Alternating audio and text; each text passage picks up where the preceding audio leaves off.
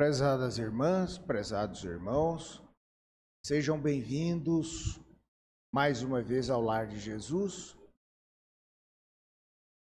Hoje nós temos a grata satisfação de termos como expositora da noite a nossa irmã Silvana Monteiro Prestes, que já pertenceu ao Lar de Jesus, já passou por esta casa, né, na mocidade, e pela federação também, onde foi responsável pela mediunidade, e atualmente é uma colaboradora, uma trabalhadora da Casa de Eurípides, né, onde participa de uma reunião mediúnica e cursos que ela e o Aston ministram lá, né, Aston? Então, é com muita alegria que nós a recebemos de volta, né? Fazendo um momento em que ela vai nos trazer um pouco da sua grande experiência como espírita e trabalhadora da seara de Jesus. E hoje o tema é Meu reino não é deste mundo. Vamos então, como sempre fazemos, elevar o nosso pensamento ao alto, fazermos a nossa prece de abertura, né, da nossa reunião. Mentalizemos Jesus e vamos buscar a sintonia com o Mestre, aplacando os nossos pensamentos, o nosso turbilhão mental. Vamos acerenar os nossos corações, para que possamos entrar em contato com os planos mais elevados da vida espiritual. Querido Mestre, nós te buscamos nesse instante, Senhor, para que possais abençoar a nossa reunião com a presença de nossos queridos amigos espirituais, que na verdade são os dirigentes desta casa. Permita, Mestre, também que o nosso íntimo esteja preparado para recebermos a semente do vosso Evangelho. Que possamos incorporar estes ensinos, esses conceitos, à nossa vida prática. Que esta noite possamos, ao bebermos da água pura do vosso Evangelho, nos preparar melhor para o processo de transformação íntima que todo espírita deve empreender na sua vida para melhor proveito da sua reencarnação.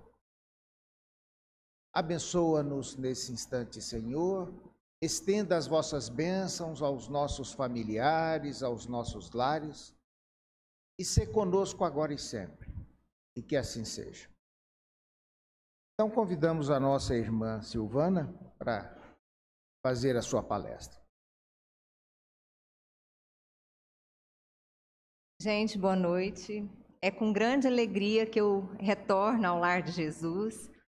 E já fiz parte aqui quando tinha só as paredes. E eu fico muito grata de estar aqui, com muita alegria. Bom, nós vamos refletir hoje sobre essa passagem onde Jesus diz que o reino dele não é deste mundo. Pilatos, então, voltou para o pretório, chamou Jesus e lhe perguntou: Você é o rei dos judeus? Perguntou-lhe Jesus: Essa pergunta é tua ou outros te falaram ao meu respeito? Respondeu Pilatos: acaso sou judeu? Foram seu povo e os chefes dos sacerdotes que o entregaram a mim. Que foi que você fez? Disse Jesus: o meu reino não é deste mundo. Se fosse, os meus servos lutariam para impedir que os judeus me prendessem, mas agora o meu reino não é daqui. Então você é rei, disse Pilatos. Jesus respondeu: tu dizes que sou rei. De fato, por esta razão nasci e para isto vim ao mundo, para testemunhar da verdade.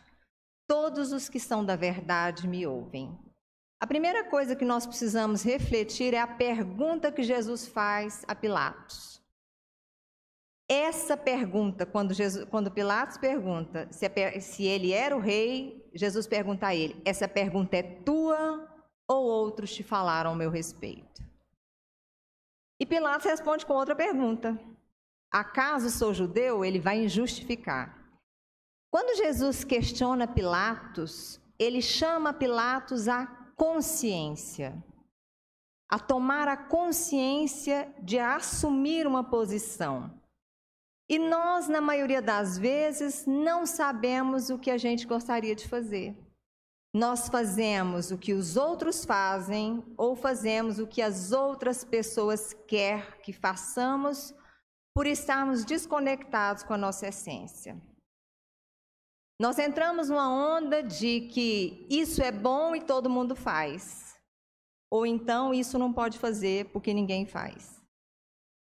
E é isso que Jesus questiona Pilatos. Aonde é que está a consciência dele da escolha de estar consciente naquele momento? Irmãos nossos, isso é o Emmanuel, o Espírito Emmanuel, pela psicografia de Chico, no livro Pão Nosso. Irmãos nossos existem que regressam da terra pela mesma porta da ignorância e da indiferença pela qual entraram. Eis porque, no balanço das atividades de cada dia, os discípulos deverão interrogar a si mesmos: que fiz hoje? Acentuei os traços da criatura inferior que fui até ontem ou desenvolvi as qualidades elevadas do espírito que desejo reter amanhã? Emmanuel nos chama atenção justamente para o que Jesus questiona Pilatos. Que nós estamos muitas vezes entrando nessa vida e saindo indiferentes, como se estivessem dormentes. E quem de nós consegue, na hora de dormir, fazer como Santo Agostinho e refletir sobre o que fez durante o dia? O que eu fiz hoje? Será que eu alimentei o reino de Deus ou o reino material? A primeira atitude que nós devemos tomar, e é o que Jesus chama a consciência de Pilatos, é despertar. Como Paulo já disse lá em Romanos, é hora da gente despertar do sono.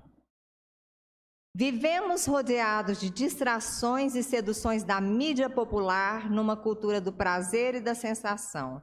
Nossa crença arrogante de que estamos no controle de nós mesmos e da natureza só nos torna mais distantes do nosso mundo interior, causando-nos um vazio existencial.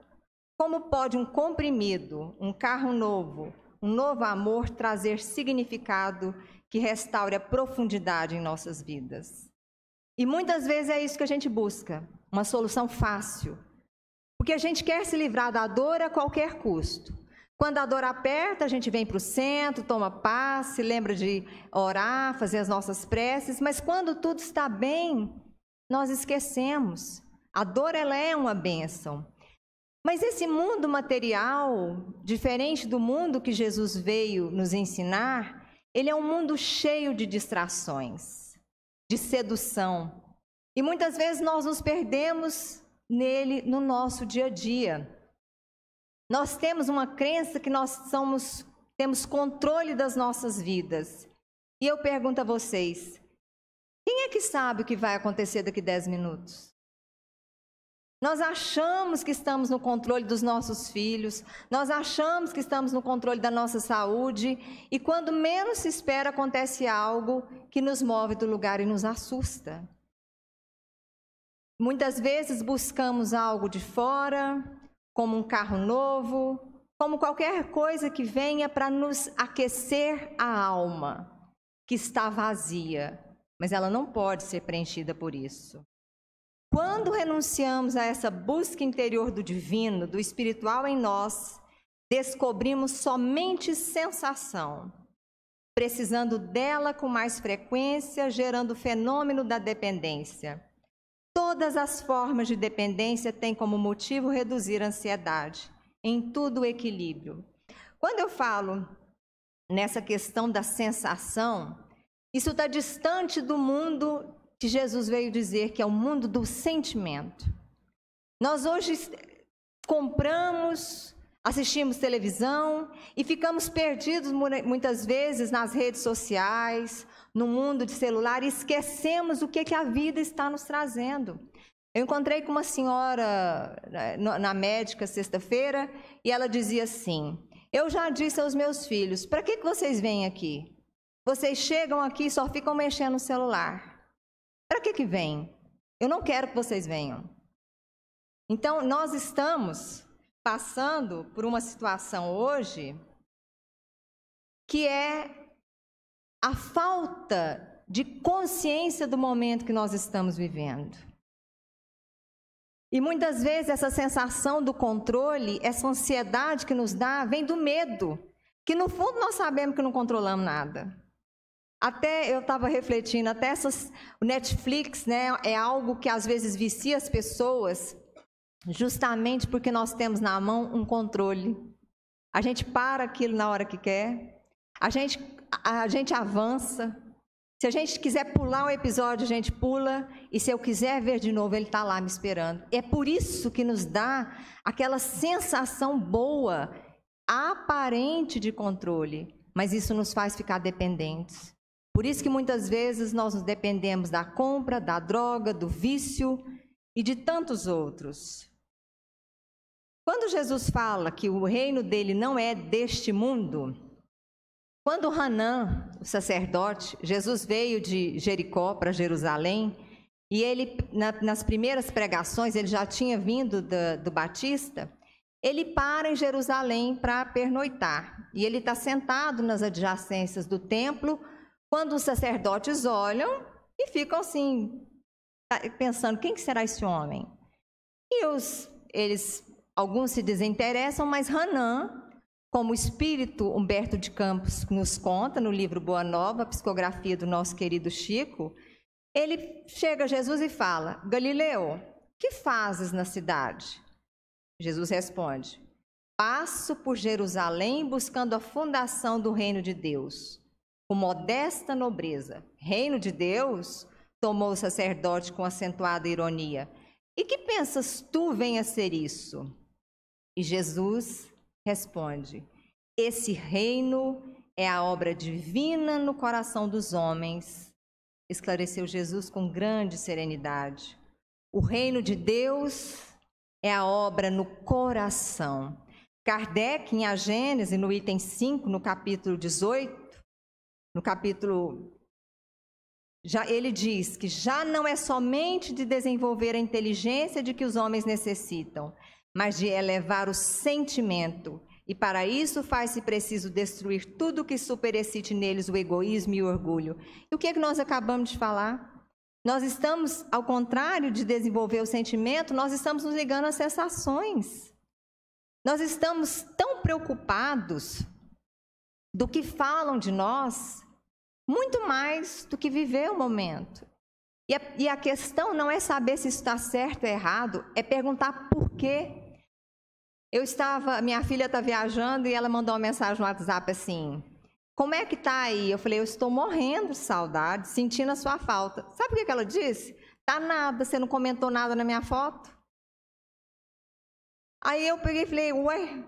E a gente riu, aí eu fui lá no Instagram dela, curti a foto e escrevi: eu estou morrendo de saudade, sentindo sua falta. Eu fiquei pensando: meu Deus, por que nós estamos tão dependentes disso?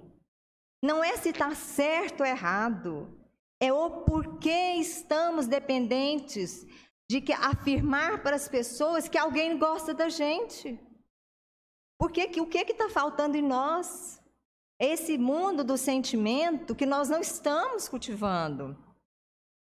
Quando a gente fala em vida espiritual, a gente já pensa assim, quando eu desencarnar, eu vou pensar nisso. Não, agora eu não tenho tempo, tem que trabalhar, tem que mexer com muita coisa. Mas eu pergunto, eu refletindo, eu estava falando com o Aston, como é que a gente pode começar a viver essa vida espiritual hoje? Porque é esse o reino que Jesus veio nos mostrar. Primeiramente, nós precisamos despertar, tomar consciência de nós mesmos. Isso significa que vocês estando aqui no domingo, vocês já estão despertando. Queremos tomar, porque algo lá fora não está bom mais. Esse mundo lá fora já não está nos preenchendo. É a hora que a gente começa a questionar a nossa vida e olha para trás e fala, o que eu fiz até aqui? Preciso de mexer. Não é possível que a vida é só isso. Então a primeira coisa é despertar, como Jesus questionou Judas. Segunda coisa, gente, isso aqui foi uma análise, uma reflexão minha, para que a gente pudesse estudar esse tema. Não estou dizendo que seja só isso. Mudar e ou ampliar a visão que temos de tudo não é fácil. Pede um salto de fé, um ato de verdadeira confiança em Deus. Mudar a visão, ampliar. Ver que esse mundo é muito maior do que a nossa pequena visão. Ver que às vezes as coisas que eu passo, existe um mundo muito maior. Um dia de sofrimento, o que é comparado à minha eternidade? Um mês, uma vida. Ampliar a visão é o hoje que semeia para o amanhã. O Evangelho traz consigo o fermento da renovação. Está lá também no livro Boa Nova, no capítulo 4. E é ainda por isso que deixarei o júbilo e a energia como as melhores armas aos meus discípulos. Fermento da renovação. Ampliar, mudar o nosso olhar. Quando Jesus fala que deixou júbilo e energia, o que acontece com o fermento, nós que somos cozinheiras aí, se você colocar na massa e não fazer nada? Adianta? Não, não adianta. E muitas vezes, para que aquele pão, bolo, sei lá o que a gente vai fazer, para colocar o fermento, eu preciso sovar essa massa, misturar bastante. Olha o fermento do Evangelho em nós. Eu preciso deixar crescer, muitas vezes para fazer o pão, e depois que cresce eu amasso de novo. Quanto mais amassar e deixar crescer, ele fica mais macio. Quantas vezes na nossa vida é hora de deixar crescer? Esperar. Quantas vezes é a hora da energia, onde nós somos muitas vezes sovados pela vida para aprendermos. Mas eu tenho certeza que nós vamos virar um pão bem macio. Outra questão, buscar o sentido das nossas vidas. Fazer cada momento único e especial. Estamos aqui por pouco tempo. Antes de partir, seria bom pensar em nos reconectarmos com nossa verdadeira essência. Gente, quem sabe ao certo dia que nós vamos voltar para a nossa pátria espiritual? Nós estamos aqui de passagem. E muitas vezes a morte, o desencarne, vai nos pegar de surpresa e a gente só vai acordar quando estiver no plano espiritual e perguntar, meu Deus, o que eu estou fazendo aqui? Porque não começou a construção desse mundo espiritual antes. Não começou a educar as sensações, desenvolvendo o sentimento. E aí desencarna, vai continuar viciado no celular. Vai. E nas mesmas coisas. Quando eu coloquei aqui a construção de Chartres, é porque tem uma historinha da época medieval, que uma pessoa estava observando um mestre de obras passando com um carrinho e alguém pergunta, o que você está fazendo? Ele responde, você não está vendo? Estou empurrando meu carrinho. E aí ele pergunta, o outro vem com o mesmo carrinho e a pessoa pergunta, o que você está fazendo? Ele fala, eu estou a serviço de Deus. Estou construindo a Catedral de Chartres, na França. As duas pessoas fazendo a mesma coisa. Qual que é a diferença, pessoal? Porque uma pôs significado naquilo que estava fazendo. pôs sentido naquilo que estava fazendo. Não é o que você faz na vida que é importante, mas exatamente é uma questão de tipo de consciência emprega na atividade que está realizando.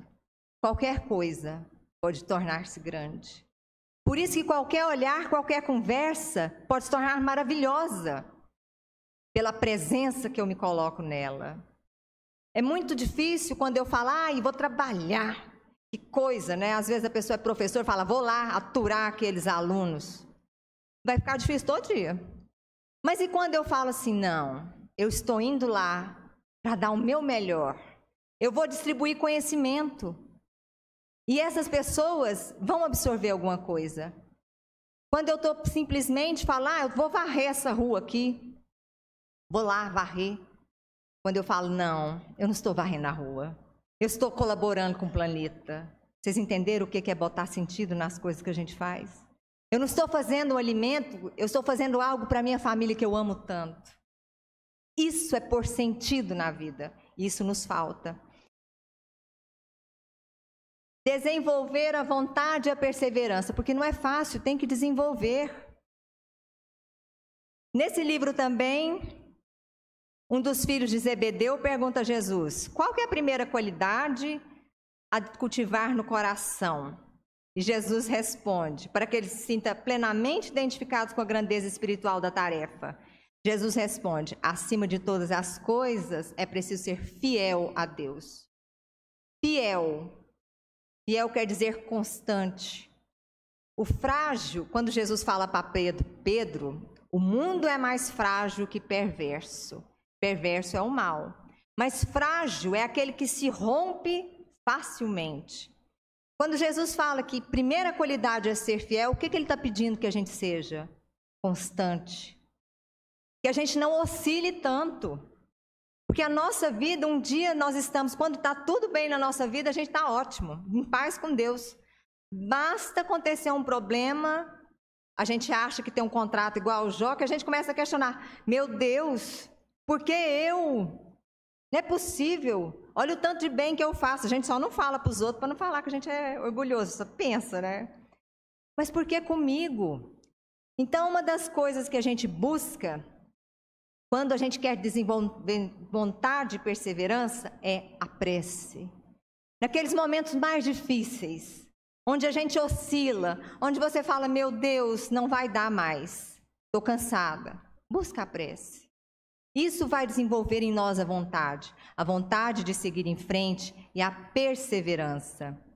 Lembrar-se de ser grato. Quem aqui, a todos os momentos, lembra da gratidão? Lá no Evangelho, lá no último capítulo, no item 28, é tão interessante. Não se devem considerar como sucessos ditosos apenas o que seja de grande importância. Muitas vezes, coisas aparentemente insignificantes são as que mais influem em nosso destino.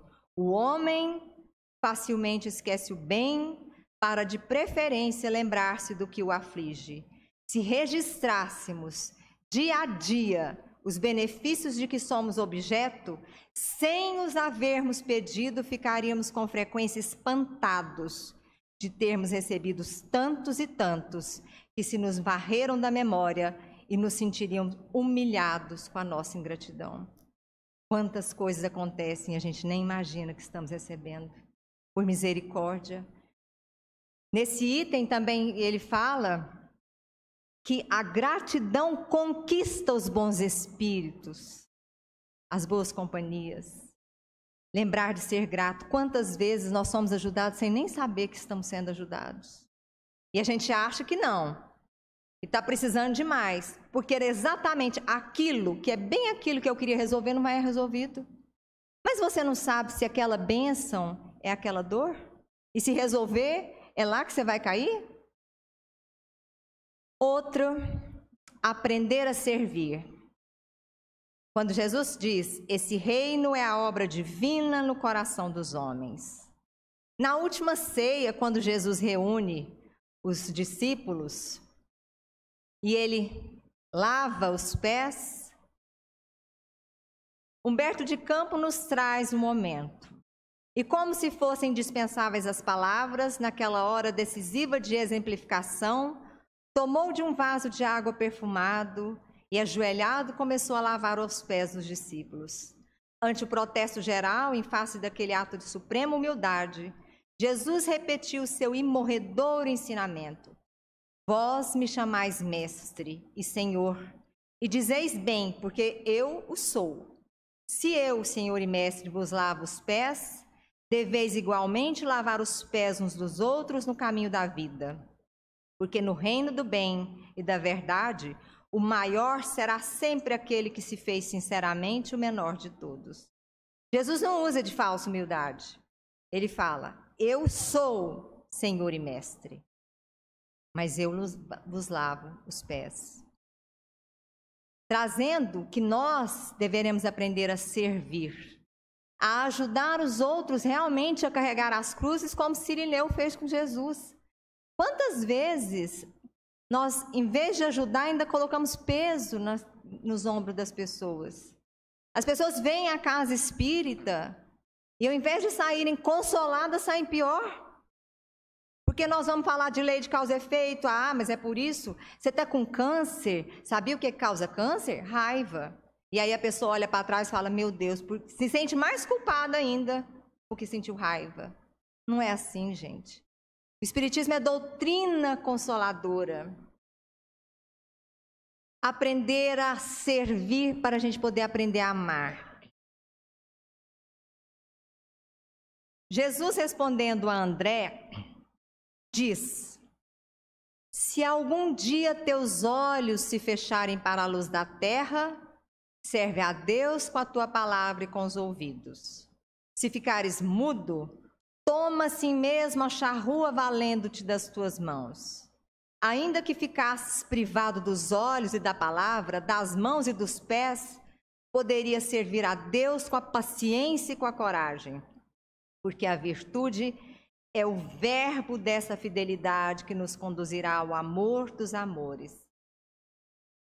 Jesus nos ensina a servir para podermos nos aproximar dele, porque ele foi o exemplo disso, para cultivar no nosso coração o sentimento.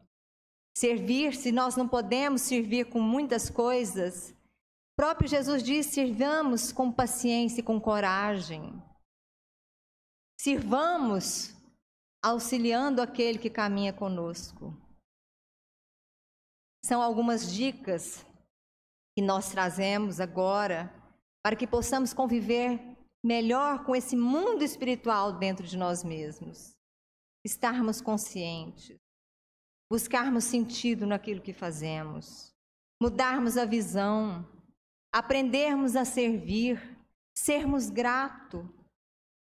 É tudo isso. E para terminar, eu vou contar um fato que eu fiquei sabendo já tem um tempinho. Acho que, se não me engano, aconteceu no sul do país. Uma menina que ela estava fazendo uma monografia no curso de Sociologia. E o professor pediu como tema para que eles observassem a sociedade e a reação de uns para com os outros. E ela conta na monografia dela que era um dia muito frio e ela estava numa rede famosa em todo o Brasil para comprar um lanche. E aquela fila, ela comprou o lanche dela e sentou-se com o marido, com os filhos. Ela começou a observar que a filha foi desfazendo. A fila foi... E de repente que ela olhou, só havia um homem muito mal vestido, maltrapilho e com muito mau cheiro. E ele ainda acompanhava uma criança deficiente. As pessoas saíram de perto porque realmente o mau cheiro era grande. E ele colocou um monte de moedas no balcão e pediu um café. A moça lhe trouxe o café, ele sentou-se um pouco mais distante numa mesa e continuou tomando seu café. E essa moça se levantou, foi à fila e comprou uma refeição para os dois. E se dirigiu a ele e entregou a refeição. E esse homem, na hora, Ele ficou muito emocionado, porque quem é que não percebe quando nós somos rejeitados? E ele agradeceu, falou: minha senhora, não sei como agradecer. E ela disse o seguinte: não agradeça a mim, agradeça a Deus, que fez de mim instrumento para que você não perdesse a esperança. Somos nós. Que a gente possa pedir a Deus, para que sejamos, em qualquer lugar que estejamos, instrumentos para que os outros não percam a esperança. Tantas dores no mundo, mas é Jesus que nos convida a servir, e a servir com muito amor. Vamos sair daqui hoje, colocando na nossa mente e principalmente no nosso coração, seremos instrumentos da esperança, aonde quer que estejamos. Muito obrigada.